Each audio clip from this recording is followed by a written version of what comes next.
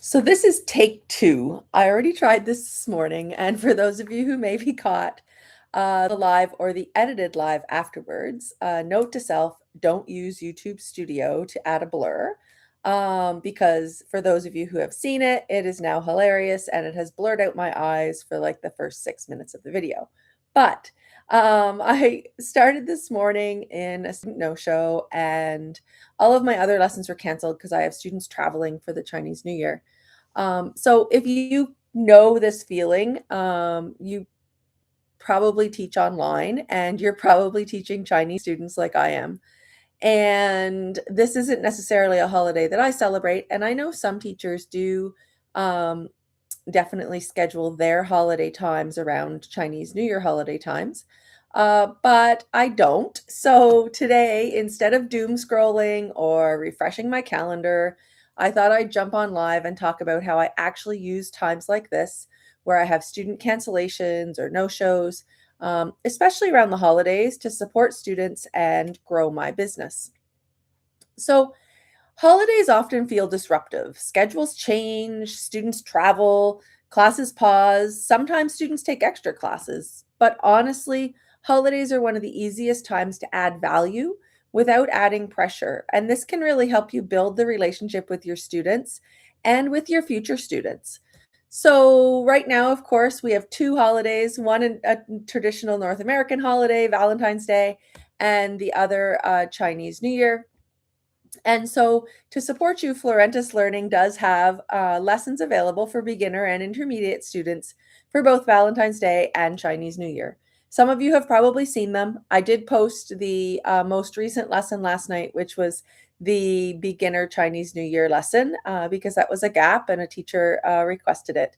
So, I don't see these necessarily as extra lessons. Some teachers do, but I see these as opportunities for cultural sharing, for speaking, and for creating an opportunity to make connections with your learners. So, if we take a look at sort of the two Chinese New Year lessons, there's two lessons and two purposes. And really, this is our beginner students versus our intermediate advanced students. And so the first lesson, which is brand new, is the Lucky Red lesson. And this was just released last night. It is, I think it's super fun. It does have a reading, writing, listening, speaking, and so all of the domains, it focuses on practical vocabulary. And really, my goal was for students to be able to talk about their holiday and what they're doing to celebrate the Chinese New Year with words that, help them explain what they want to say. So you'll notice here, this is just vocabulary in it. We have red envelopes, we have lucky, and that's sort of the goal of this lesson, is to talk about things that are lucky. We have all sorts of things that are red. We have traditional foods, lots of things. And of course, we do have our regular built-in reward system. Teachers come to you can change up your rewards, and I hope to release an extra special one here, maybe today or tomorrow. We have just some random pictures that you can talk about. And so, again, getting students talking right from the very beginning. We can talk about lucky, and then we have a story. That short story has some follow up, and we have a listening activity, and then we get into talking about what the students actually eat, like what do you eat for Chinese New Year? And as you can see, there's also this writing. One of the things I like about the new writing activities is there are these little tags underneath. So you can very quickly, use some of the words that the students give you and get the writing typed up really quickly. Then we have, trying to manage two screens here. Just a quick game where we're matching, and we wrap up with a quick homework activity and our standard goodbye song. So this really is the beginner lesson, and it is lots of fun, and I hope that your students really enjoy it. In terms of our intermediate lesson, this is more advanced. And what you'll notice when you get into it is there are these options along the side. And so each of these options take you to different things. So this one will take you, for instance, to some free talk questions, which is really a random number, and you answer the question, and then we go on with that. We also have some short reading pieces. We have free talk questions to go along with those. You can, of course, navigate sort of fluidly. We also have a map activity available with information from 5 different countries. And it's sort of interesting to do some compare and contrast with your more advanced students.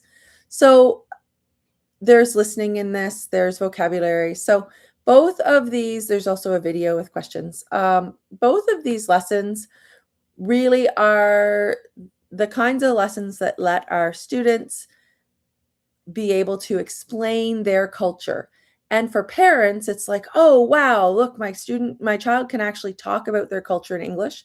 And that's huge.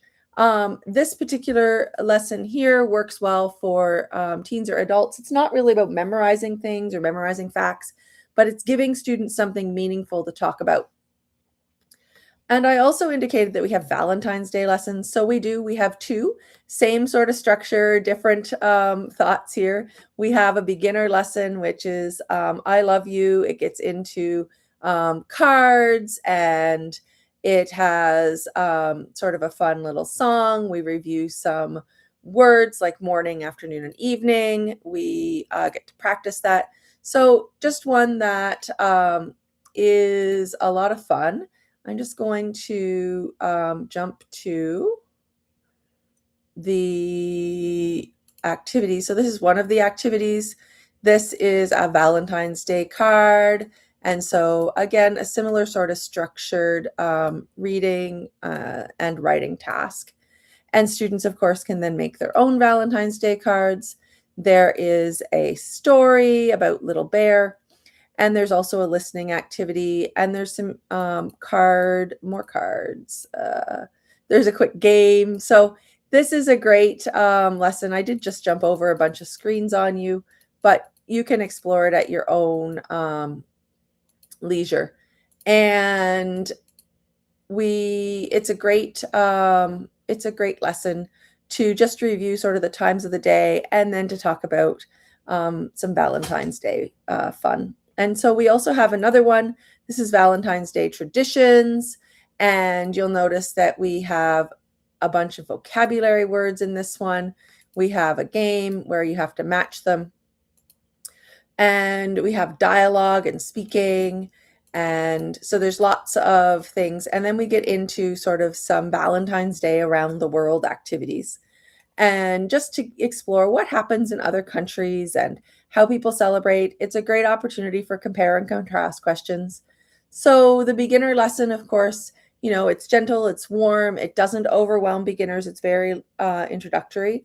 And then this one it's more advanced, but you can also sort of use it how you want. It's a good sort of middle of the road to upper level student.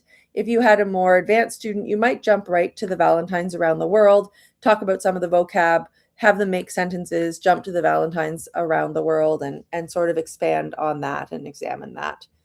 It's also sort of cool for adults who are genuinely curious about how this is celebrated in other parts of the world.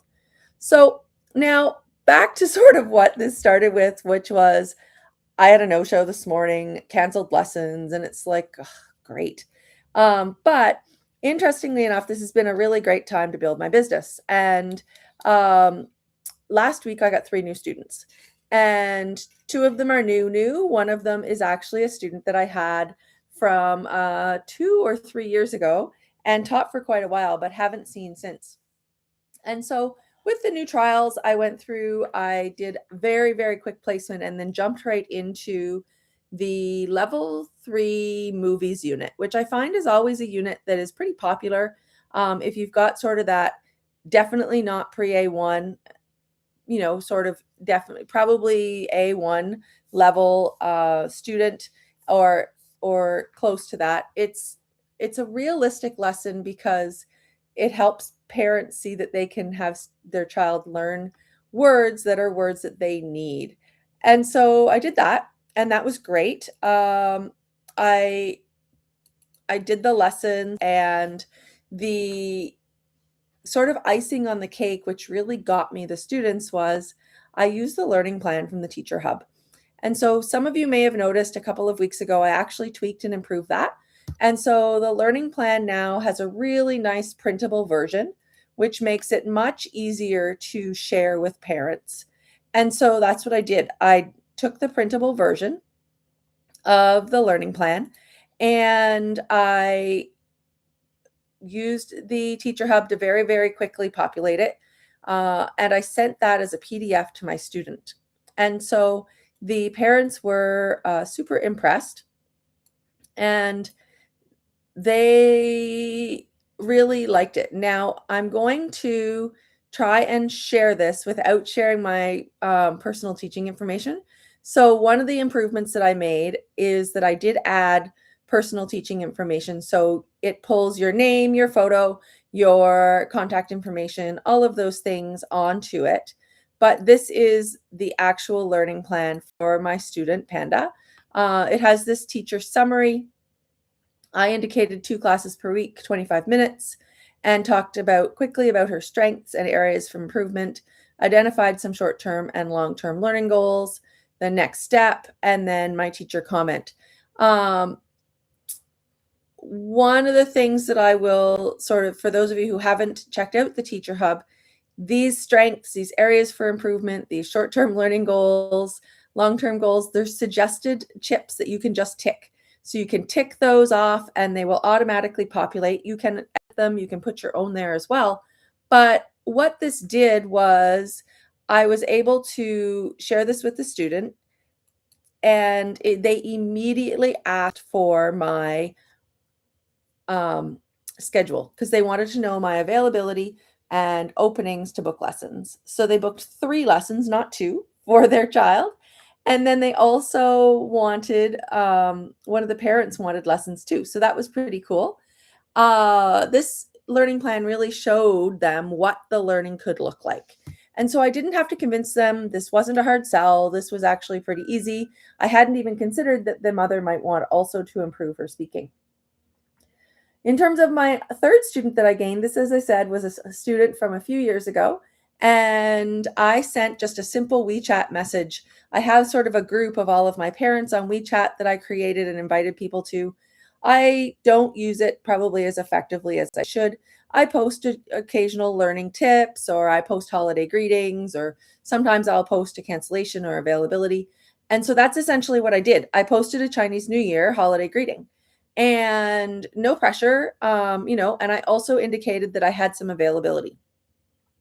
The mom reached out. She wanted to know if I had openings, and I said yes. I sent her my availability image. She picked her time, and so now I've got 2 30-minute blocks booked for IELTS lessons starting on February 21st. And then for sort of the remainder of the Chinese New Year, she actually picked up a couple of my cancellation blocks to give her daughter sort of a head start. And then we'll do weekly lessons once she's back to school. So that one message took less than a minute to send and pulled back in a student that was otherwise lost. And this is an older student, obviously. This student would be definitely in junior high, and I haven't taught them since they were an elementary school student. So holidays don't have to mean lost momentum. They can be a chance to reconnect with old students, to re-engage, and to remind parents why your lessons matter. You can use the holiday lessons from for Laurentis Learning to create those opportunities for cultural discussion in your classes and build that connection and build that relationship with the families and with the parents and show that you're interested. If you are doing trials at this time, grab the learning plan in the Teacher Hub and use it to your advantage. It really is easy, and it will only take you a second, and it does make you look really professional. So this isn't really the time to disappear during quiet weeks. You can send kind, human messages celebrating the holiday, even though it's not yours. And the other thing that you can consider is you could take one of the seasonal lessons and open it up and do a free lesson and invite all of your students, current, old, to invite their friends and to come and join for a holiday celebration and have a bit of a party. It's an opportunity to showcase your skills, and maybe it's a chance to start a group class or at least to get some contacts or some referrals for new students. So if you want ready to use seasonal lessons like these, beginner to advanced, they're already inside Florentis Learning, and they're there along with almost 700 other lessons. If you're curious about the learning plans I mentioned, those are part of the Teacher Hub. So, all right, I'm going to sign off round 2 and not edit this one for blurring. But hopefully this was helpful reminder for everyone that quiet weeks don't mean wasted weeks. If you're watching, let me know, drop a comment in the replay. I'd love to know what you're doing during the Chinese New Year or Valentine's holidays, and whether your lessons are busier, quieter, or how you're enjoying your time. Thanks, everyone. Until next time, I'm Megan from Florentis Learning.